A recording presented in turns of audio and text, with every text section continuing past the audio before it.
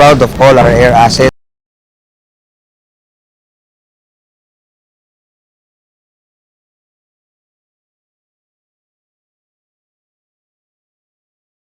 At lahat sila ay nakaka-contribute sa ating misyon na paglingkuran ng ating taong bayan. And kanina nga po nabanggit nyo na nitong taong ito ay may darating na mga bagong equipment at bagong sasakyan ng Air Force.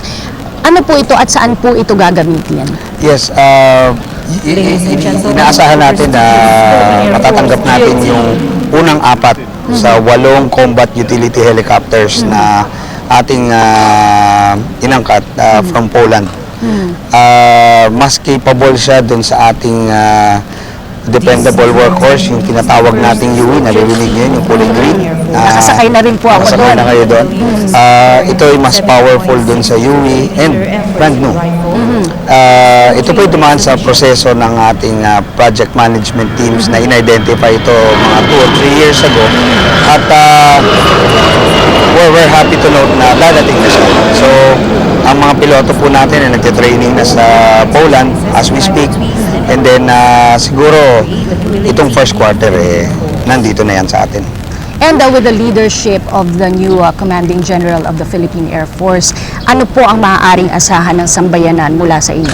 Yes, ito pong changing of the guards dito sa Philippine Air Force is very exciting kasi alam niyo po, napapag-usapan naman, in-announce na po ng ating butihing presidente, ang aming Commander-in-Chief, that the armed forces as a whole ay papasok na sa modernization o pumasok na, I should say.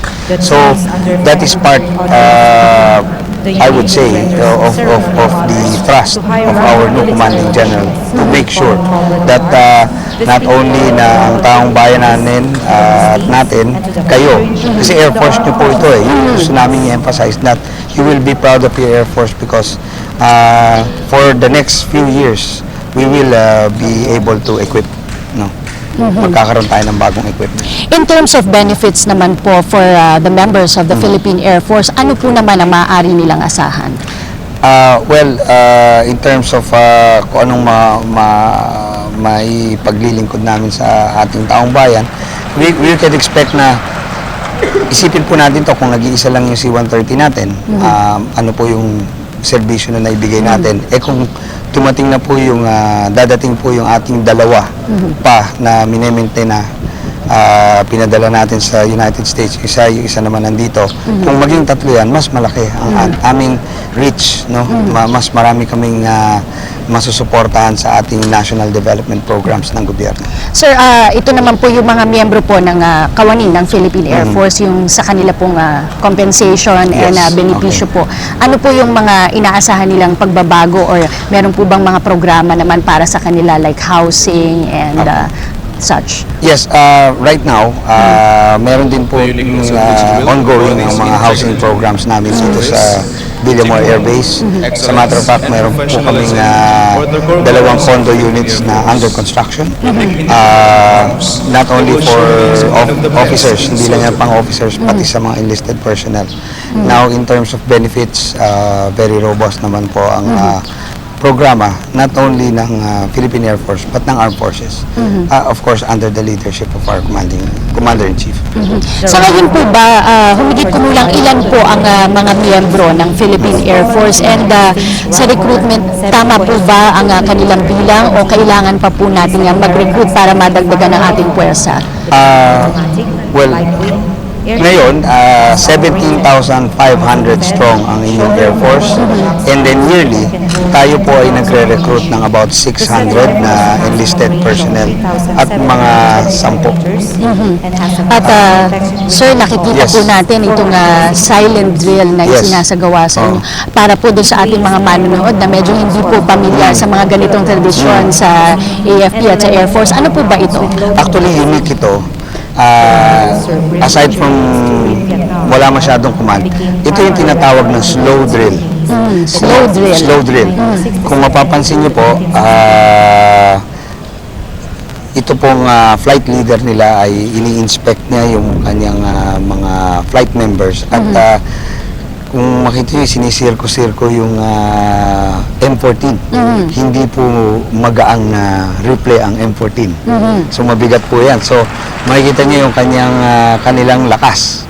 So yun ang sino-showcase dyan. At yan. So hindi po Medyo nagkaroon ng reaction ng ating audience. So ito po ay napakahirap na drill. They have been practicing with this all year round para mapakita lang sa atin na yan ang physical strength ng Philippine Air Force ngayon.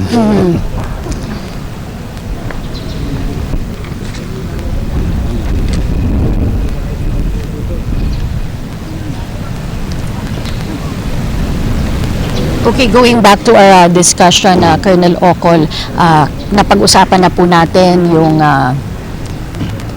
modernization of equipment and as well as benefits for the members of the Philippine Air Force. Ano pa po ba yung roadmap ng Hukbong Himpapawid para ngayong taon?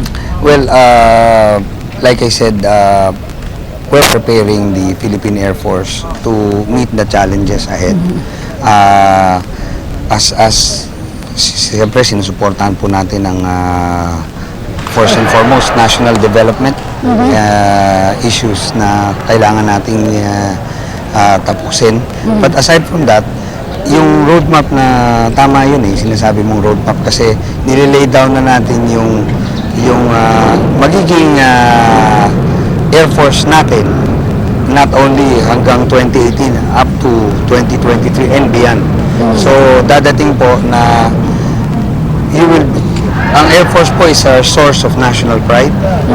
And then ito ang instruments of national power natin. Kaya sinisigurado namin, sinisigurado ng liderato ng Philippine Air Force that continuous ang mga programs. Hindi lang napag-isipan lang to ngayon, but these are programs that have been well thought of in the past. At ito po nga ating bago nga talagang Air Force Commanding General Major General Lauro de la Cruz. Gaano po ba siya katagal mamumuno sa Hukbong Himpapawid? Gaano po natin katagal ma-expect ang tenure niya? Dahil ito po nga si outgoing Air Force Chief Rabena ay medyo matagal po ang kanya naging termino. Well, meron siyang 2 years to serve as the commanding general. Magre-retiro siya sa 2014 pa.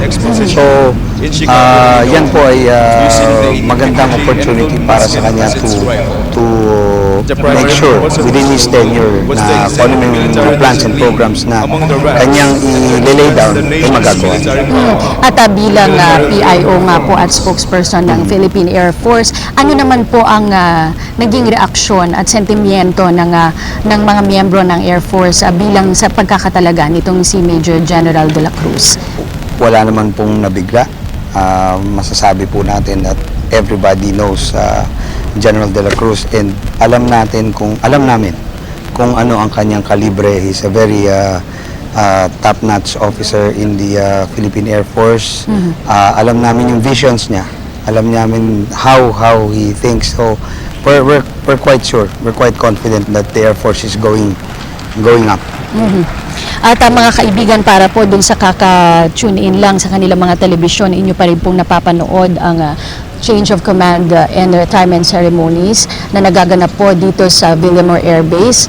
Magre-retiro na po bukas itong si General Rabena bilang pinuno ng Philippine Air Force at kagabi or kanina nga lang po ay inanunsyo na ng palasyo ang pagkakatalaga para sa kanilang bagong pinuno o Commanding General ng Philippine Air Force, si Major General Lauro de la Cruz. Inyo po nga nakikita sa inyong mga TV screens itong isinasagawang slow drill dito sa grandstand ng Villamor Air Base at kasama ko nga pa rin po si Colonel Miguel Ocol, ang Director ng Public Information Office ng Air Force, at kanya nga pong nasabi na itong drill na ito na inyong napapanood ay mukhang madali ito pero ito po ay napakahirap at pinagpraktisan po ito ng mga miyembro ng Air Force.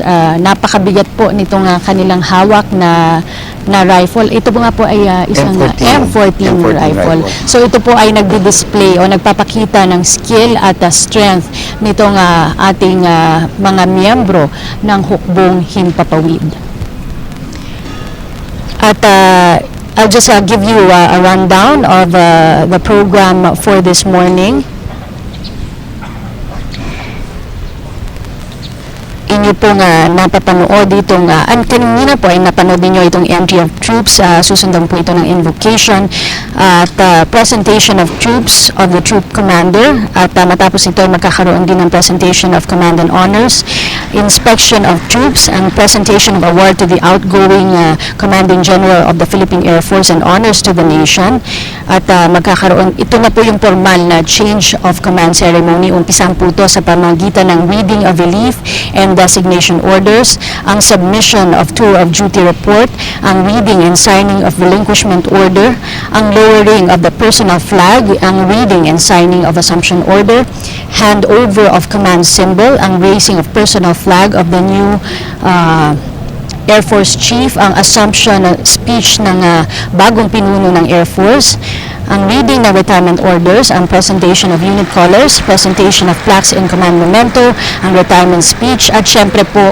ang pinaka-highlight nitong mga programa ngayong umaga, ang mensahe ng ating Pangulo, guest of honor, para dito sa mga tropa ng Philippine Air Force at maging sa outgoing and incoming Air Force Chief.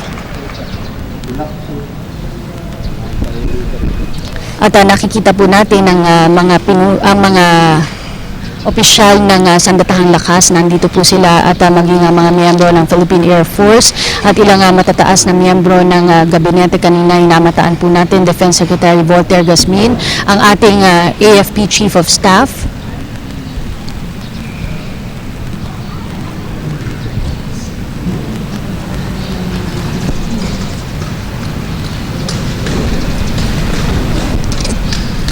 So sir, ito po, Colonel Ocon, ay bahagi pa rin nitong slow drill. Yes, so ito pinapakita nila yung rifle toss-up. So tinotoss nila yung kanilang mga rifles para makita nila na kayang-kaya nila yung drill. So patapos na rin to actually.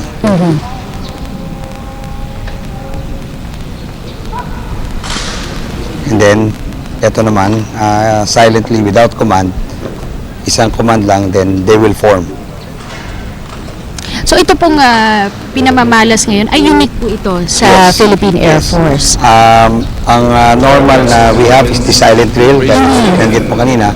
But this one, one of the most dangerous acts in the drill. yan, The throwing of a rifle from front to rear. yan nga yung sabi ng announcer natin, one of the most dangerous acts. Kasi from front to rear, tatapon nila yung replay nila. They will toss it up, ayun o, sasaluhin.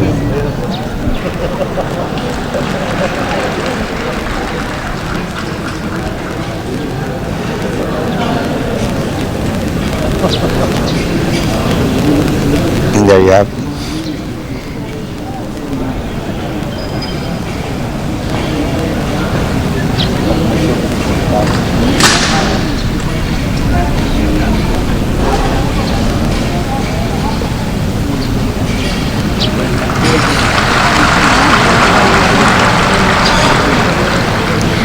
At mga kaibigan, nakikita po natin na binibigyan ng masigabong palakpakan itong ating team, no, nagsasagawa nitong slow drill at gaya nga po ng ating nabanggit ay ito po ay isang napakahirap at na drill at unique po ito dito sa Philippine Air Force. Brigadier General Edgar R. Padilla, Armed Forces of the Philippines.